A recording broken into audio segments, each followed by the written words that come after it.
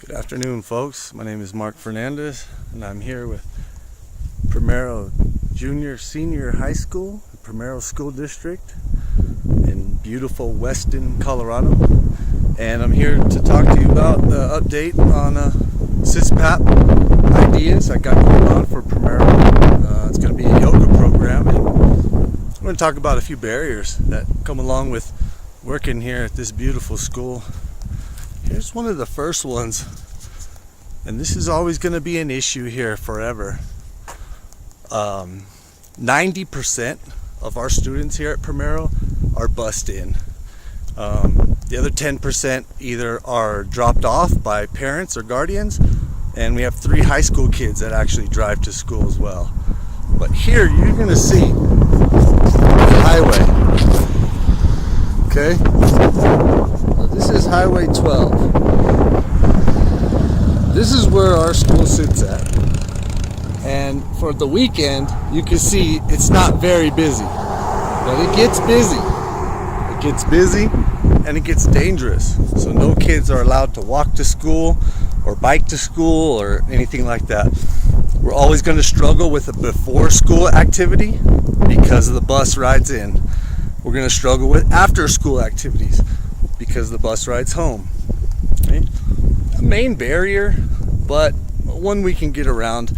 We're going to be able to find time during school to implement our CSPAP. Here's once again is our beautiful school here. And then I'm going to show you what we got going on here. Is we got construction.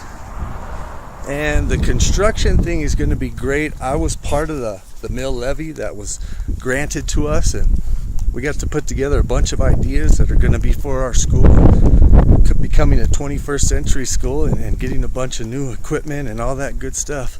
I'm telling you right now, whoever wants to be part of Primero in the future with this CSPAP I got going on and everything else, it's a nice place to be. And I'll explain one reason why. You see all these hills back here, right? All of these hills, these mining hills, these gas well hills, oil wells, and coal. All these mining camps and people that own this land, they have to give back. They're running their company on school grounds. So there's always money. There's always an obligation for these companies to give back a little bit for drilling on all this beautiful land. You can see the Sangre de Cristos back there. And here's our old field where the kids used to have PE, the baseball field, and a couple other buildings. But since we're going through this construction right now, there's very little places for us to have PE. It's supposed to be done in a year, and you see we're going to build on to the old gym, and there's going to be a bunch of new buildings here, like a $25 million project, and a bunch of extra classrooms and everything like that. So it's always going to work out. You're always going to have space here. You're always going to have equipment and money. Administration is all for it, and they never had anything like this here in Primero.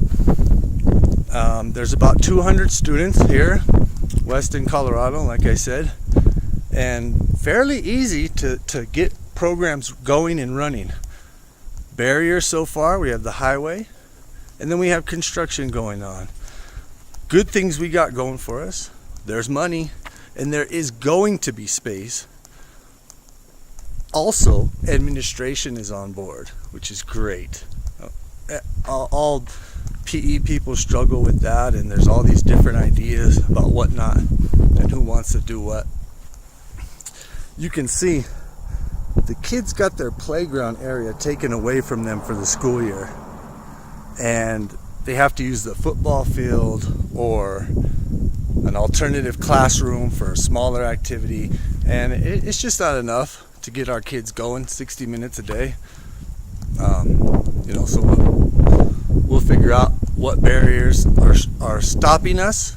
I don't like to use the term barrier. I just think they're bumps, little bumps in the road, because barriers you usually can't get through, to me. I mean, if we barricade the door, nobody's getting in. So these aren't barriers to me. That means we can't get over them. So they're just little bumps, and just drive right past those. So here is a main barrier that I'm going to struggle with, and it is time in the schedule, and for what we always refer to as teacher burnout. That teacher burnout is a real thing, you know. You take my example, my situation.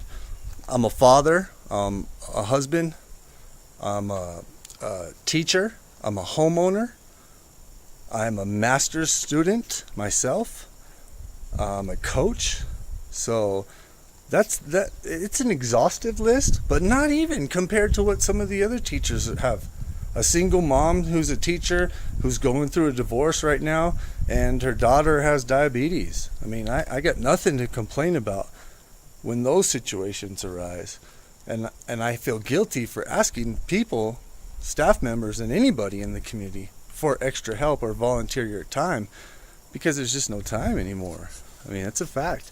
It's why teachers are burnt out, and it's why teachers aren't teaching, why good people decide not to be teachers. Because of the burnout, because the many caps you have to wear, especially at a small school like this. You know, there's many caps. You know, you have to take on as a class sponsor, you have to run advisory and all that stuff, which leads us to the time to put in for the schedule. And we talked about shaving seconds, minutes, even off other classes. So say we took 3 minutes off every class, that's 21 minutes. Now we have time to run an advisory program in the morning, like a homeroom, like a health and wellness type of introductory day. Target time, IXL, kids that need extra help. There's another 20 minutes. We took 3 more minutes off each class. So now instead of a 60-minute period, it's a 54-minute period with 2 extra 21-minute schedules that have target time and IXL already. So there's really no time during the day for a yoga program, but administration will work with me, and will work with whoever's here at Primero, and get things in the right direction where we need to get going for these kids. Here's more of the campus. It's beautiful out here. It's a wonderful place to be. Very few speed bumps. A great place to start a CSPAP. That main barrier is going to be your time, the time and space. There's always ways to initiate and implementation, and then to maintain this. It's not going to be difficult. It really isn't. The speed bumps that come along they're handleable. I don't know if that's a word, handleable, but we can handle them, and we can get through it. And I don't know. That's it. I think that's the update.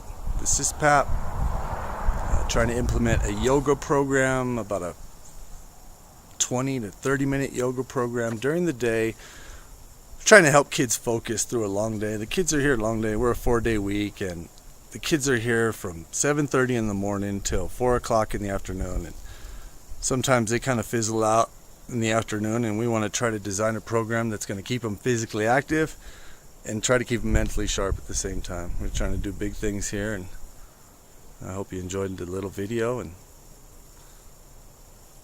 take care.